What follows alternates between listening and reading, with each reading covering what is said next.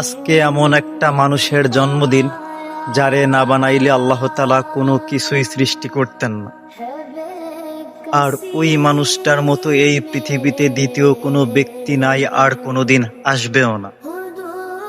সেই মানুষটা হয়তো মুসলিম জাতির ভিতরে অনেকে জানেও না যে আজকে সেই মানুষটার জন্মদিন। যেই মানুষটা ৬৩ বছর শুধু উম্মত উম্মত বলেই কাঁদছেন, আর এখনো রওজায় শুয়ে সেই উম্মতের জন্যই কান্না করেন। আসলে আমরা সেই আখিরি নবী হযরত মুহাম্মদ সাল্লাল্লাহু আলাইহি ওয়াসাল্লামের উম্মত, অথচ জানিই না আজকে তার জন্মদিন। ১২ই রবিউল আউয়াল ৫৭০ খ্রিস্টাব্দে বিখ্যাত কুরাইশ বংশে যার জন্ম। আর আল্লাহ তাআলা ওই ব্যক্তির মতো এই পৃথিবীতে আর একজন ব্যক্তি পাঠান নাই, আর কোনোদিন আসবেও না।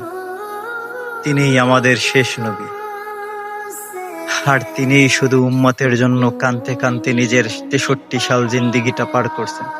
অথচ কিছু মুসলমান জানেই না তার সম্পদ। আমি আল্লাহর কাছে লাখো কোটি শুকরিয়া আদায় করি, আলহামদুলিল্লাহ, যে আমি আখিরি নবীর উম্মত। আলহামদুলিল্লাহ।